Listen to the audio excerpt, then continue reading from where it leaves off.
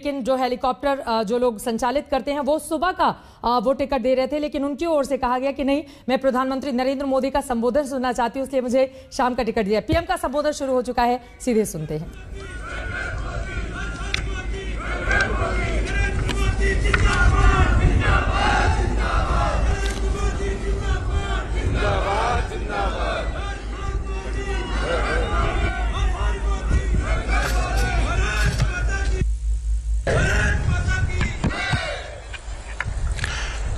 जय बाबा केदार,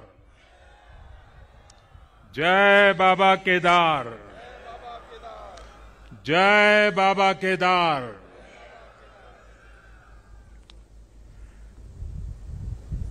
दैवीय आभा से सुसज्जित इस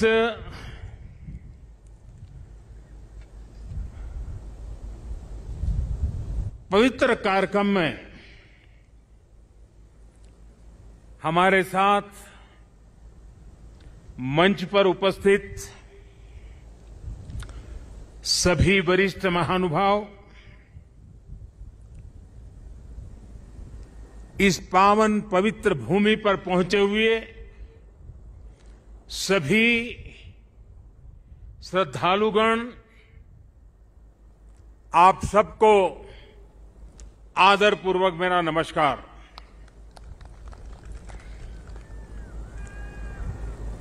आज सभी मठों, सभी 12 ज्योतिर्लिंगों, अनेक शिवालय, अनेक शक्तिधाम, अनेक तीर्थ क्षेत्रों पर देश के गणमान्य महापुरुष, पूज्य संतगण, पूज्य शंकराचार्य परंपरा से जुड़े हुए सभी वरिष्ठ ऋषि मनीषी और अनेक श्रद्धालु भी देश के हर कोने में आज केदारनाथ की इस पवित्र भूमि के साथ, इस पवित्र माहौल के साथ सशरीर नहीं लेकिन आत्मिक रूप से वर्चुअल माध्यम से, टेक्नोलॉजी की मदद से वो वहां से हमें आशीर्वाद दे रहे हैं। आप सभी आदि शंकराचार्य जी की समाधि की पुनः स्थापना के साक्षी बन रहे हैं। ये भारत की आध्यात्मिक समृद्धि और व्यापकता का बहुत अलौकिक दृश्य है। हमारा देश तो इतना विशाल है, इतनी महान ऋषि परंपरा है, एक से बढ़कर एक तपस्वी आज भी भारत के हर कोने में आध्यात्मिक चेतना को जगाते रहते हैं। ऐसे अनेक संतगण आज देश के हर कोने में और यहां भी हमारे साथ जुड़े हुए हैं। लेकिन संबोधन में अगर मैं सिर्फ उनका नामोल्लेख करना चाहूं तो भी शायद एक सप्ताह कम पड़ जाएगा, और अगर एकाध नाम छूट गया तो शायद मैं जीवन भर किसी पाप के बोझ में दब जाऊंगा। मेरी इच्छा होते हुए भी मैं इस समय सभी का नामोल्लेख नहीं कर पा रहा हूं, लेकिन मैं उन सबको आदरपूर्वक प्रणाम करता हूं, वे जहां से इस कार्यक्रम में जुड़े हैं, उनके आशीर्वाद हमारी बहुत बड़ी शक्ति है। अनेक पवित्र कार्य करने के लिए उनके आशीर्वाद हमें एक शक्ति देंगे, ये मेरा पूरा भरोसा है।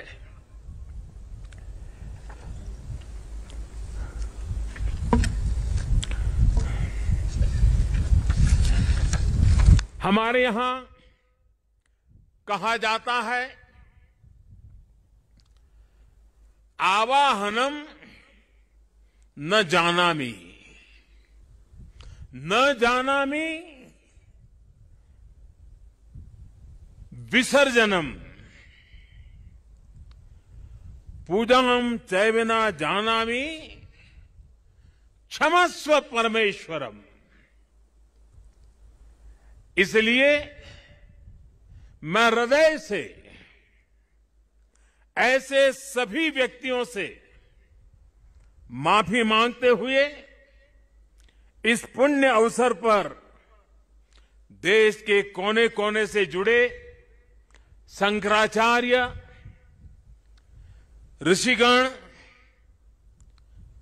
महान संत परंपरा के सभी अनुयायी, आप सबको यहीं से प्रणाम करके मैं आपका आशीर्वाद मांगता हूं।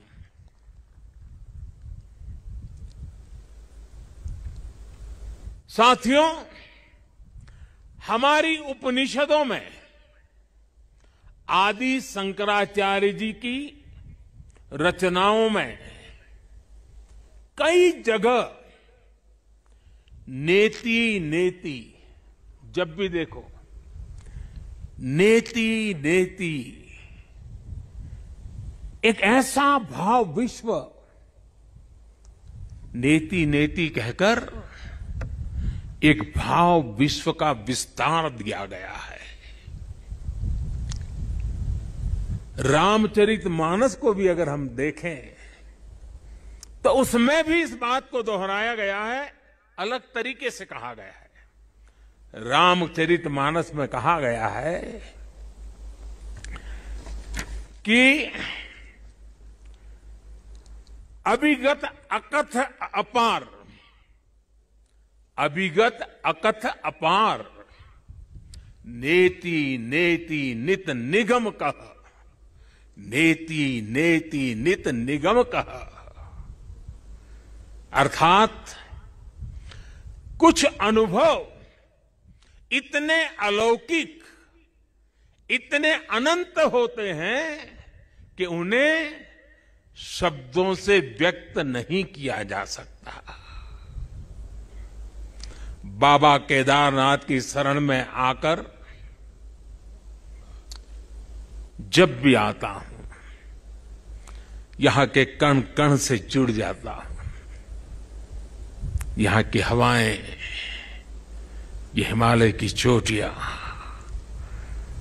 ये बाबा केदार का सानिध्य न जाने कैसी अनुभूति की तरफ खींच के ले चला जाता है, जिसके लिए मेरे पास शब्द है ही नहीं।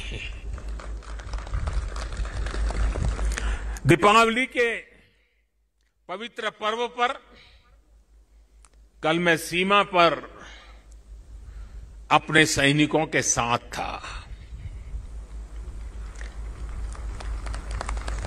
और आज तो ये सैनिकों की भूमि पर हूं।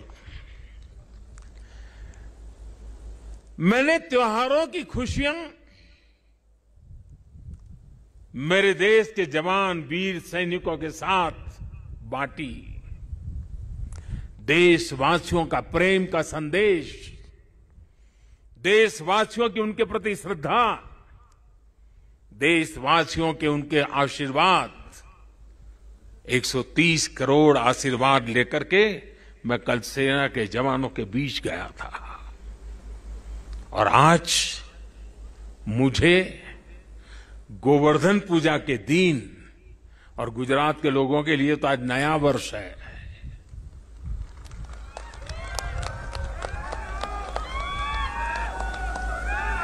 गोवर्धन पूजा के दिन केदारनाथ जी में दर्शन पूजन करने का मुझे सौभाग्य मिला है।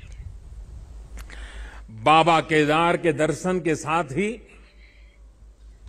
अभी मैंने आदि शंकराचार्य जी की समाधि स्थान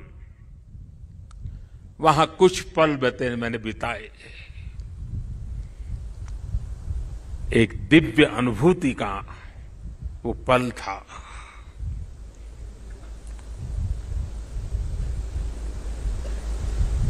सामने बैठते ही लग रहा था कि आदि शंकर की आंखों से वो तेज पुंज, वो प्रकाश पुंज प्रवाहित हो रहा है जो भव्य भारत का विश्वास जगा रहा है।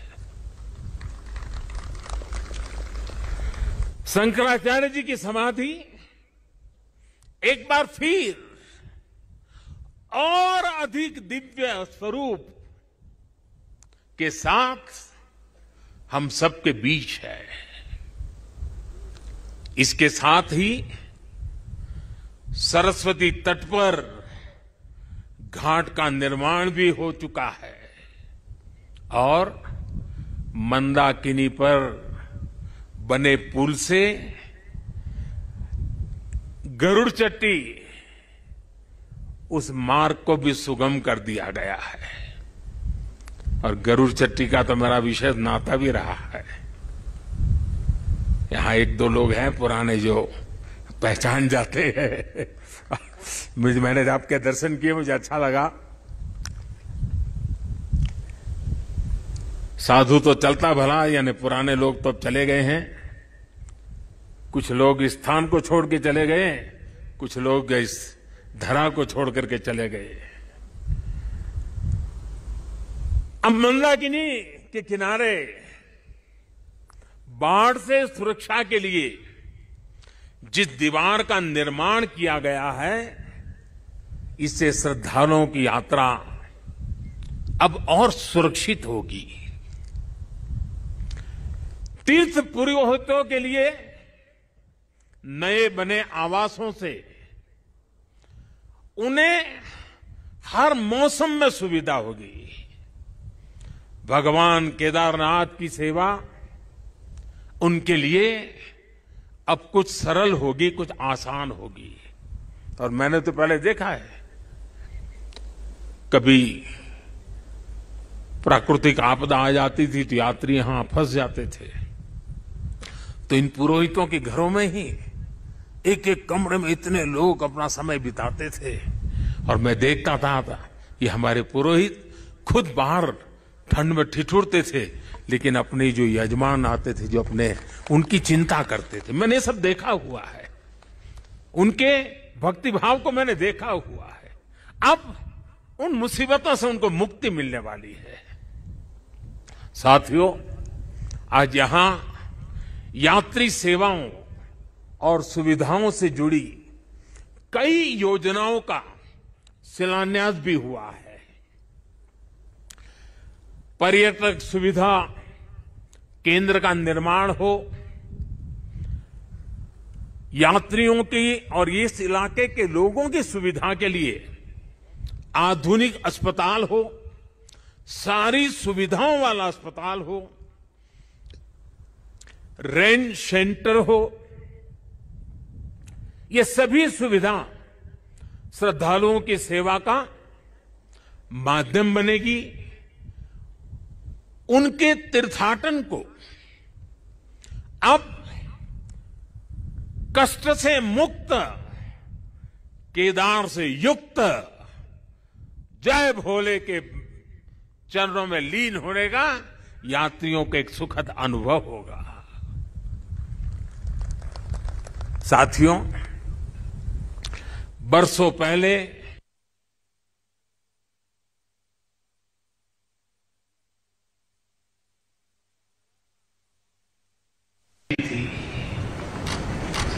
जिस तरह का कल्पनीय था, मैं मुख्यमंत्री तो गुजरात का था,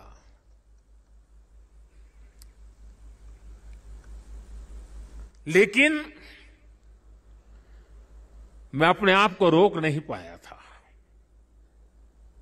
मैं यहां दौड़ा चला आया था। मैंने अपनी आंखों से उस तबाही को देखा था, उस दर्द को देखा था। जो लोग यहां आते थे वो सोचते थे कि क्या अब ये हमारा केदार धाम या हमारा केदारपुरी फिर से उठ खड़ा होगा क्या? लेकिन मेरे भीतर की आवाज कह रही थी, ये पहले से अधिक आन बान शान के साथ खड़ा होगा।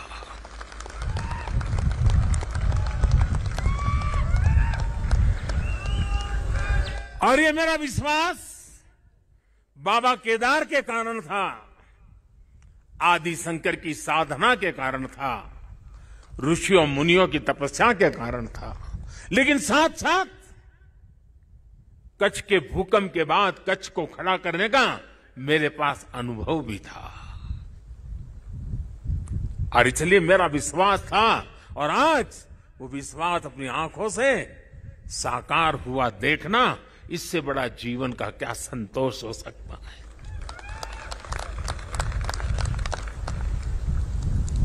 मैं इसे अपना सौभाग्य मानता हूं कि बाबा केदार ने, संतों के आशीर्वाद ने, इस पवित्र धरती ने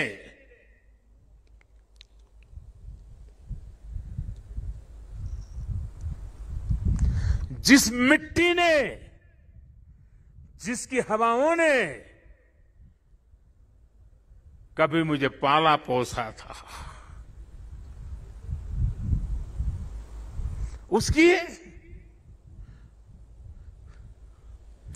सेवा करने का सौभाग्य मिलना, इससे बड़ा जीवन का पुण्य क्या होता है।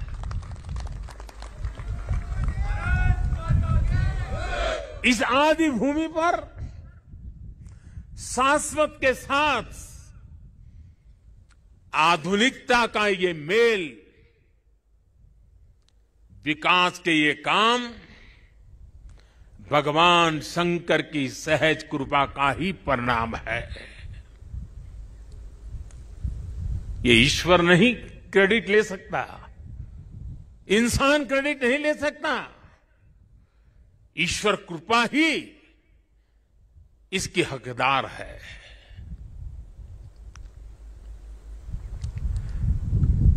मैं इस पुनीत प्रयासों के लिए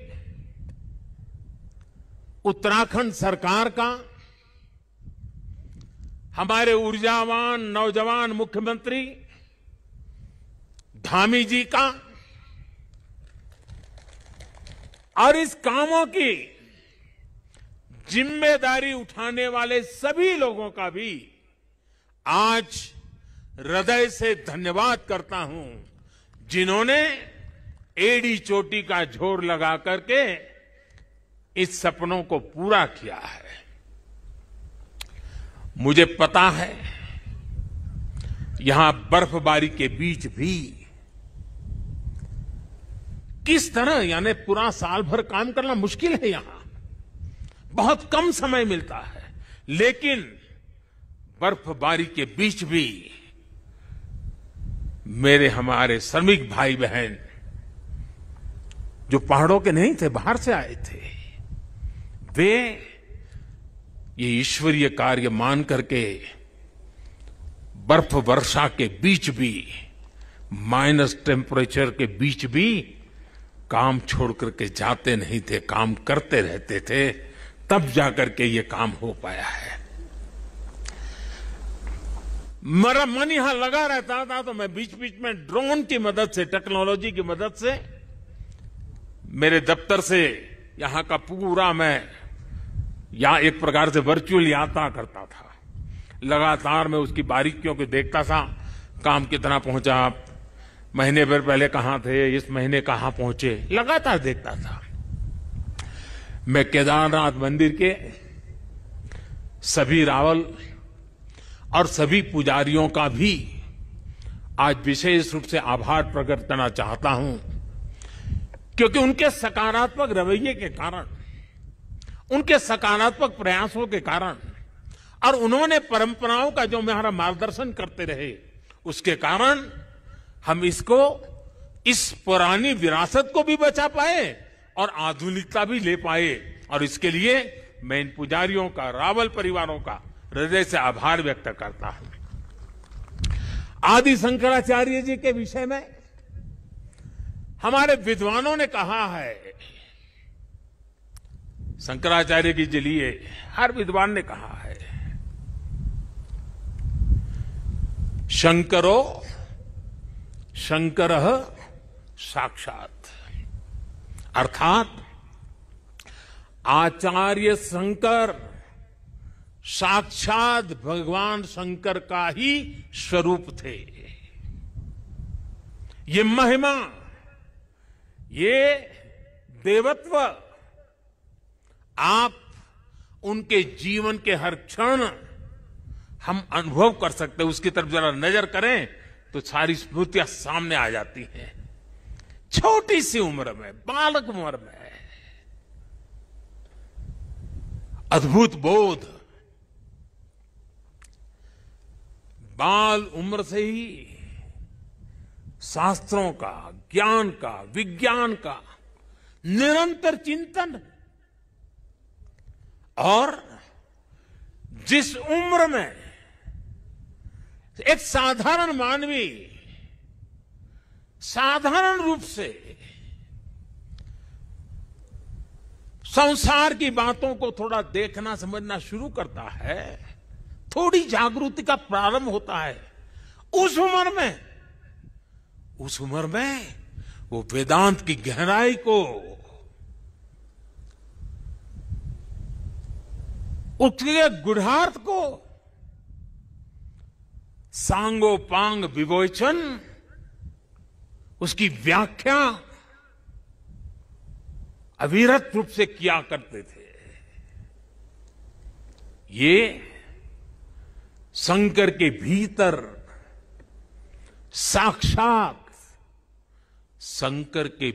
साक्षात शंकरत्व का जागरण के सिवा कुछ नहीं हो सकता है।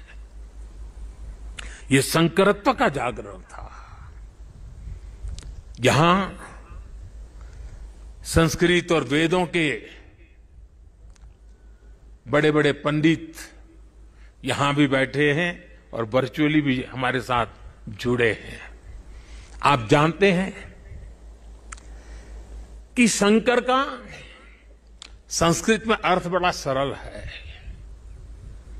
शंकर का अर्थ संस्कृत में होता है शम करोति स शंकर, यानी जो कल्याण करे वही शंकर है।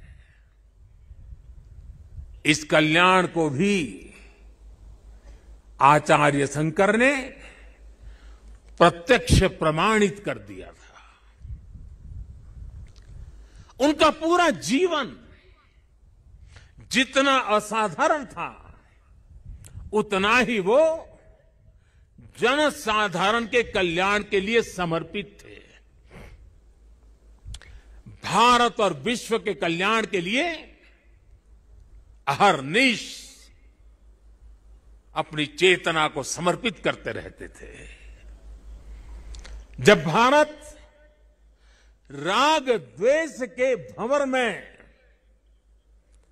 फंस करके अपनी एकजुटता को खो रहा था, तब यानी कितना दूर का संत देखते हैं, तब शंकराचार्य जी ने कहा था, न मे द्वेष रागो, न मे द्वेष रागो, न मे लोभ मोह, मदो नैव मैं नैव मात्सर्य भाव। अर्थात राग द्वेष, लोभ मोह, ईर्ष्या, अहम, ये सब हमारा स्वभाव नहीं है। जब भारत की जाति पंथ की सीमाओं से बाहर देने की शंकाओं आशंकाओं को ऊपर उठने की मानव जात को जरूरत थी, तब समाज में चेतना फूकी और आदि शंकर ने कहा, न मे मृत्यु शंका न मे जाति भेद, यानी नाश विनाश की शंकाएं जात पात के भेद से हमारी परंपरा का कोई लेना देना नहीं है, हिस्सा नहीं है।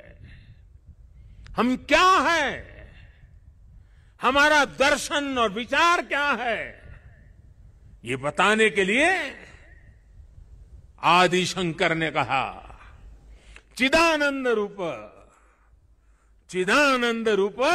शिवोहम शिवोहम, चिदानंद रूप शिवोहम शिवोहम। अर्थात आनंद स्वरूप शिव हम ही है, जीवत्व से ही शिवत्व है। और अद्वैत का सिद्धांत, कभी कभी अद्वैत के सिद्धांत को समझाने के लिए बड़े बड़े ग्रंथों की जरूरत पड़ती है। मैं तो इतना विद्वान नहीं हूं, मैं तो सरल भाषा में अपनी बात समझता हूं और मैं इतना ही कहता हूं, जहां द्वैत नहीं है वही तो अद्वैत है। शंकराचार्य जी ने भारत की चेतना में फिर से प्राण फूके और हमें हमारी आर्थिक परमार्थिक उन्नति का मंत्र दिया। उन्होंने कहा, ज्ञान विहीन, देखिए ज्ञान की उपासना की महिमा हमारा कितना महत्व रखता है। ज्ञान विहीन सर्वमतेन मुक्तिम न भजति जन्मशतेन, यानी दुख कष्ट और कठिनाइयों से हमारी मुक्ति का एक ही मार्ग है और वो है ज्ञान।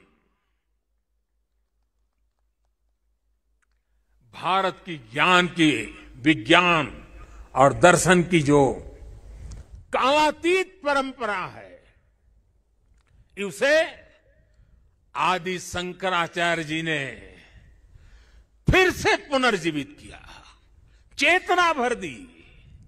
साथियों, एक समय था जब अध्यात्म को, धर्म को केवल रूढ़ियों से जोड़कर, कुछ ऐसी गलत मर्यादा और कल्पनाओं में जोड़कर देखा जाने लगा था। लेकिन भारतीय दर्शन तो मानव कल्याण की बात करता है, जीवन को पूर्णता के साथ, होलिस्टिक अप्रोच के साथ, होलिस्टिक वे में देखता है। आदि शंकराचार्य जी ने समाज को इस सत्य से परिचित कराने का काम किया। उन्होंने पवित्र मठों की स्थापना की, 4 धामों की स्थापना की, 12 ज्योतिर्लिंगों का पुनर्जागृति का काम किया। उन्होंने सब कुछ त्याग कर देश, समाज और मानवता के लिए जीने वालों की एक सशक्त परंपरा खड़ी की। आज उनके अधिष्ठान भारत और भारतीयता का एक प्रकार से संबल, पहचान बने हुए हैं। हमारे लिए धर्म क्या है, धर्म और ज्ञान का संबंध क्या है, और इसीलिए तो कहा गया है अथा तो ब्रह्म जिज्ञासा, अथा तो ब्रह्म जिज्ञासा। इसका मंत्र देने वाली उपनिषदीय परंपरा क्या है? तो हमें पल प्रतिपल प्रश्न करना सिखाती है। और तभी तो बालक नचिकेता यम के दरबार में जाकर के यम की आंख में आंख मिलाकर के पूछ देता है, यम को पूछ देता है, व्हाट इज डेथ? मृत्यु क्या है बताओ? प्रश्न पूछना, ज्ञान अर्जित करना, अथा तो धर्म जिज्ञासा। हमारी इस विरासत को हमारे मठ हजारों सालों से जीवित रखे हुए हैं, उसे समृद्ध कर रहे हैं।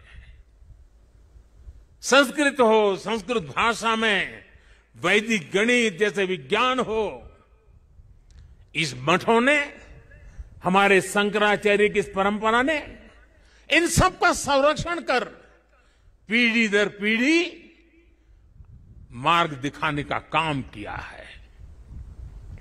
मैं समझता हूं आज के इस दौर में आदि शंकराचार्य जी का सिद्धांत और ज्यादा प्रासंगिक हो गए हैं। साथियों, हमारे यहां सदियों से 4 धाम यात्रा का महत्व रहा है। 12 ज्योतिर्लिंग के दर्शन की, शक्तिपीठों के दर्शन की, अष्टविनायक जी के दर्शन की, ये सारी यात्रा की परंपरा, ये तीर्थाटन हमारे यहां जीवन काल का हिस्सा माना गया है। ये तीर्थाटन हमारे लिए सिर्फ सैर सपाटा पर्यटन भर नहीं है, ये भारत को जोड़ने वाली, भारत का साक्षात कराने वाली एक जीवंत परंपरा है। हमारे यहां हर किसी को, कोई भी व्यक्ति होगा, उसकी इच्छा होती है कि जीवन में कम से कम एक बार 4 धाम जरूर हो लें, 12 ज्योतिर्लिंग का दर्शन जरूर कर ले, मां गंगा में एक बार डुबकी जरूर लगा दे।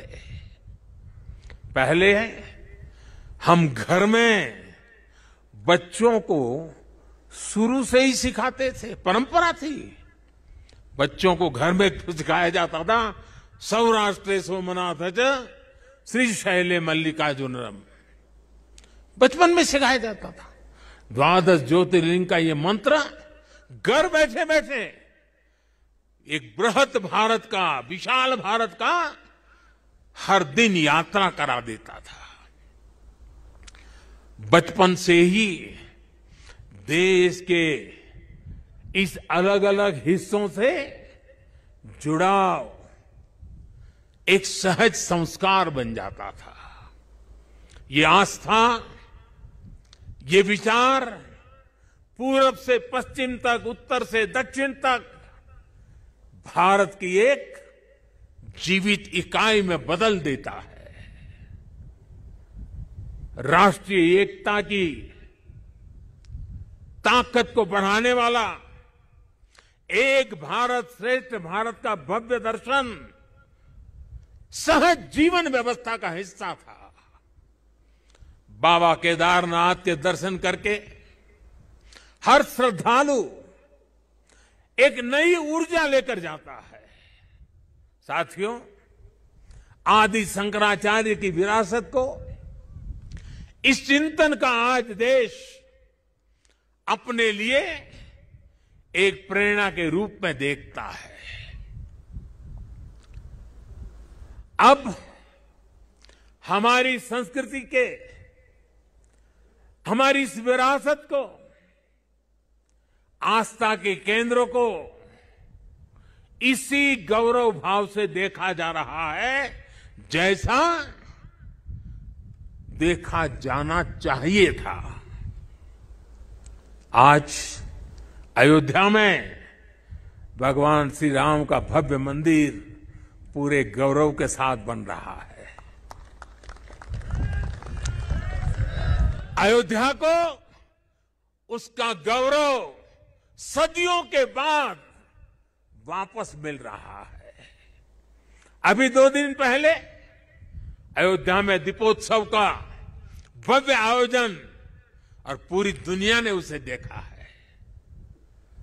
भारत का प्राचीन सांस्कृतिक स्वरूप कैसा रहा होगा, आज हम इसकी कल्पना कर सकते हैं।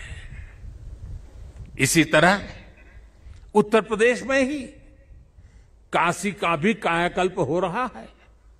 विश्वनाथ धाम का कार्य बहुत तेज गति से अब तो पूर्णता की तरफ आगे बढ़ रहा है।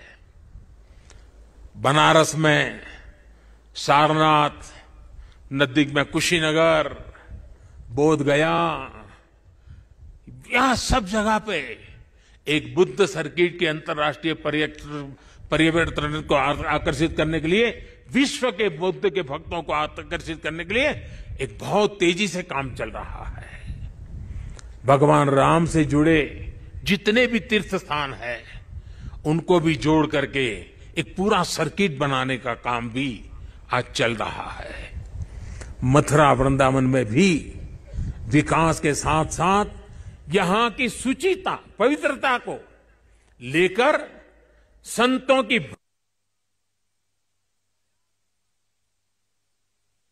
आधुनिकता की तरफ मोड़ दिया जा रहा है। इतना सब आज इसलिए हो रहा है क्योंकि आज का भारत आदि शंकराचार्य जैसे हमारे मनीषियों के निर्देशों में श्रद्धा रखते हुए, उस पर गौरव करते हुए आगे बढ़ रहा है। साथियों, इस समय हमारा देश आजादी का अमृत महोत्सव भी मना रहा है। देश अपने भविष्य के लिए, अपने पुनर्निर्माण के लिए नए संकल्प ले रहा है। अमृत महोत्सव के इस संकल्पों में से आदि शंकराचार्य जी को हम एक प्रकार से अपनी बहुत बड़ी प्रेरणा के रूप में देख सकते हैं। अब देश अपने लिए बड़े लक्ष्य तैयार करता है। कठिन समय और सिर्फ समय नहीं, समय की सीमा भी हम निर्धारित करते हैं। तो कुछ लोग कहते हैं कि इतने कम समय में ये सब कैसे होगा। कभी कभी लोग ये भी कहते हैं, अरे यार होगा भी कि नहीं होगा। और तब मेरे भीतर से एक ही आवाज आती है, 130 करोड़ देशवासियों की आवाज मुझे सुनाई देती है और मेरे मुंह से यही निकलता है, एक ही बात निकलती है,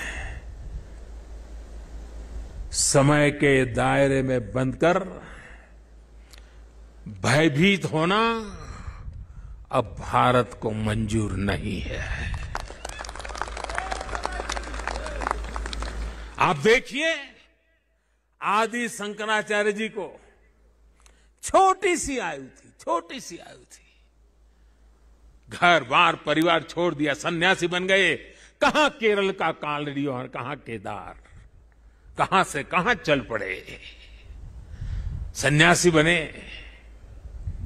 बहुत ही कम आयु में इस पवित्र भूमि में उनका शरीर इस धरती से विलीन हो गया। अपने इतने कम समय में उन्होंने भारत के भूगोल को चैतन्य कर दिया, भारत के लिए नया भविष्य गढ़ दिया। उन्होंने जो ऊर्जा प्रज्वलित की वो आज भी भारत गतिमान बनाए हुए है, आने वाले हजारों साल तक ये गतिमान बनाए रखेगी। इसी तरह स्वामी विवेकानंद जी को देखिए, स्वाधीनता संग्राम में अनेक सेनानियों को देखिए, ऐसी कितनी ही महान आत्माएं, महान विभूतियां इस धरती पर आकर यहां प्रकट हुई, जिन्होंने समय की सीमाओं का उल्लंघन कर छोटे से कालखंड में कई युगों को गढ़ दिया। ये भारत इन महान विभूतियों की प्रेरणाओं पर चलता है। हम शाश्वत को एक प्रकार से स्वीकार करते हुए हम क्रियाशीलता पर विश्वास करने वाले लोग हैं। इसी आत्मविश्वास को लेकर देश आज इस अमृत काल में आगे बढ़ रहा है। और ऐसे समय में मैं देशवासियों से एक और आग्रह करना चाहता हूं। स्वाधीनता संग्राम से जुड़े ऐतिहासिक स्थानों को देखने के साथ साथ ऐसे पवित्र स्थानों को भी ज्यादा से ज्यादा जाएं, नई पीढ़ी को लेकर के जाएं, परिचित कराएं, मां भारती का साक्षात्कार करें, हजारों साल की महान परंपरा की चेतना को अनुभूति करें। आजादी के अमृत काल में स्वतंत्रता आजादी का यह भी एक महोत्सव हो सकता है। हर हिंदुस्तानी के दिल में, हिंदुस्तान के हर कोने कोने में, हर कंकर कंकर में शंकर का भाव जग सकता है। और इसलिए निकल पड़ने का ये समय है। जिन्होंने गुलामी के सैकड़ों वर्षों के कालखंड में हमारी आस्था को बांध करके रखा, हमारी आस्था को कभी खरोच तक नहीं आने दी। गुलामी के कालखंड में ये छोटी सेवा नहीं थी। क्या आजादी के कालखंड में उस महान सेवा को उसको पूजना, उस पर तर्पण करना, वहां तप करना, साधना करना, क्या हिंदुस्तानी का नागरिक का कर्तव्य नहीं है? और इसलिए मैं कहता हूं, एक नागरिक के तौर पर हमें इन पवित्र स्थानों को भी दर्शन करने के लिए जाना चाहिए, उन स्थानों की महिमा को जानना चाहिए। साथियों, देवभूमि के प्रति असीम श्रद्धा रखते हुए, यहां की असीम संभावनाओं पर विश्वास करते हुए आज उत्तराखंड की सरकार यहां विकास के महायज्ञ से जुड़ी है, पूरी ताकत से जुड़ी है। 4 धाम सड़क परियोजना पर तेजी से काम हो रहा है। चारों धाम हाईवे से जुड़ रहे हैं। भविष्य में यहां केदारनाथ जी तक श्रद्धालु केवल कार के जरिए आ सके, इससे जुड़ी प्रक्रिया भी शुरू हो गई है। यहां पास में हो पवित्र हेमकुंड साहब जी हैं। हेमकुंड साहब जी के दर्शन आसान हो इसके लिए वहां भी रोपवे बनाने की दिशा में तैयारियां चल रही हैं। इसके अलावा ऋषिकेश और कर्णप्रयाग को रेल से भी जोड़ने का प्रयास हो रहा है। अभी मुख्यमंत्री जी कहते थे पहाड़ के लोगों को तो रेल देखना भी दुष्कर होता है, अब रेल पहुंच रही है। दिल्ली देहरादून हाईवे ये बनने के बाद देहरादून से दिल्ली आने वालों के लिए समय और कम हो जाने वाला है। इस सब कामों को उत्तराखंड के पर्यटन को बहुत बड़ा लाभ मिलने वाला है। और मेरे शब्द उत्तराखंड के लोग लिख करके रखे, जिस तेज गति से इंफ्रास्ट्रक्चर बन रहा है, पिछले 100 साल में जितने यात्री यहां आए हैं ना, आने वाले 10 साल में उससे भी ज्यादा आने वाले हैं। आप कल्पना कर सकते हैं यहां की अर्थव्यवस्था को कितनी बड़ी ताकत मिलने वाली है। 21वीं शताब्दी का तीसरा दशक ये उत्तराखंड का दशक है। मेरे शब्द लिख के रखिए, मैं पवित्र धरती पर से बोल रहा हूं। हाल के दिनों में हमने सभी ने देखा है कि किस किस तरह 4 धाम यात्रा आने वाले श्रद्धालुओं की संख्या लगातार रिकॉर्ड तोड़ रही है। और ये कोविड न होता तो न जाने ये संख्या कहां से कहां पहुंच गई होती। उत्तराखंड में मुझे ये भी बहुत खुशी हो रही है, खासकर मेरी माताएं बहनें, और पहाड़ में तो माताओं बहनों की ताकत का एक अलग ही सामर्थ्य होता है। जिस प्रकार से उत्तराखंड के छोटे छोटे स्थानों पर प्रकृति की गोद में होम स्टे का नेटवर्क बन रहा है, सैकड़ों होम स्टे बन रहे हैं। माताएं बहनें और लोग भी जो यात्री आते हैं वे भी होम स्टे को पसंद करने लगे हैं। रोजगार भी मिलने वाला है, स्वाभिमान से जीने का अवसर भी मिलने वाला है। यहां की सरकार जिस तरह विकास के कार्यों में जुटी है, इसका और एक लाभ हुआ है। यहां वरना तो हम हमेशा सुनते थे पहाड़ का पानी और पहाड़ की जवानी कभी पहाड़ के काम आती नहीं।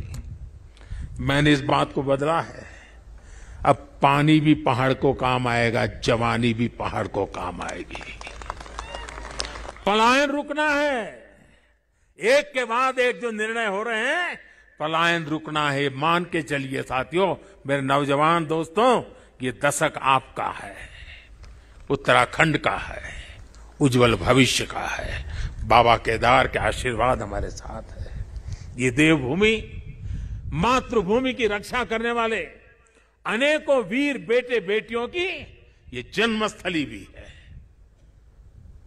यहां का कोई घर, कोई गांव ऐसा नहीं है जहां पराक्रम की कोई गाथा का परिचय न हो। आज देश जिस तरह अपनी सेनाओं का आधुनिकीकरण कर रहा है, उन्हें आत्मनिर्भर बना रहा है, उससे हमारे वीर सैनिकों की ताकत और बढ़ रही है। आज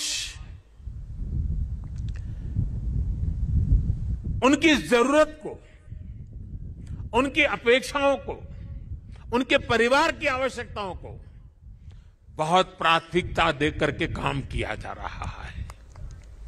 ये हमारे ही सरकार है जिसने 1 रैंक 1 पेंशन की 4 दशक पुरानी मांग को पिछली शताब्दी की मांग इस शताब्दी में मैंने पूरी की।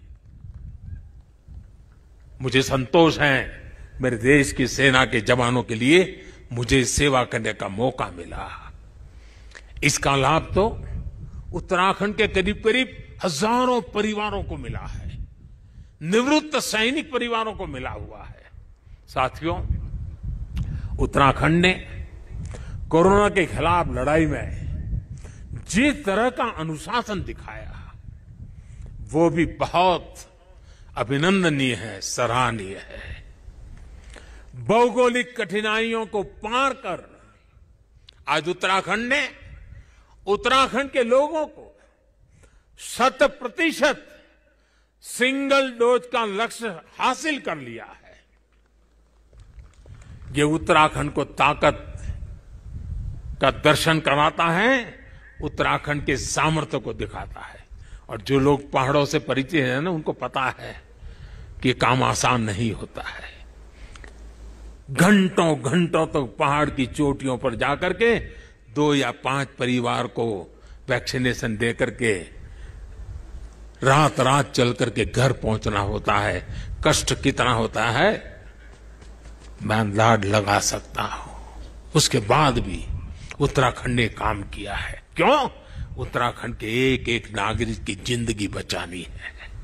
और इसके लिए मुख्यमंत्री जी, आपको, आपकी टीम को मैं बधाई देता हूं। आज मुझे विश्वास है कि जितनी ऊंचाइयों पर उत्तराखंड बसा है, जितनी ऊंचाइयों पर उत्तराखंड बसा है, उससे भी ज्यादा ऊंचाइयों को मेरा उत्तराखंड हासिल करके रहेगा।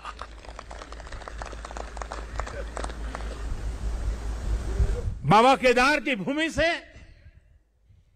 आप सबके आशीर्वाद से, देश के कोने कोने से संतों के, महंतों के, ऋषियों के, मुनियों के, आचार्यों के आशीर्वाद के साथ आज इस पवित्र धरती से अनेक संकल्पों के साथ हम आगे बढ़े।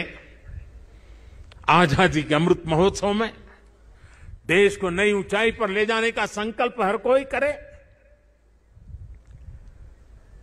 दिवाली के बाद एक नया उमंग, नया प्रकाश, नई ऊर्जा हमें नया करने की ताकत दें।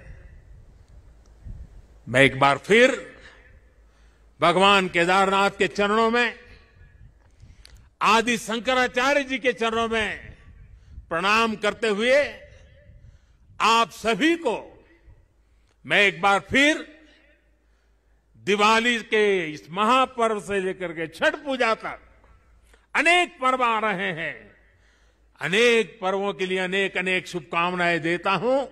मेरे साथ प्यार से बोलिए, भक्ति से बोलिए, जी भर करके बोलिए, जय केदार, जय केदार, जय केदार। धन्यवाद।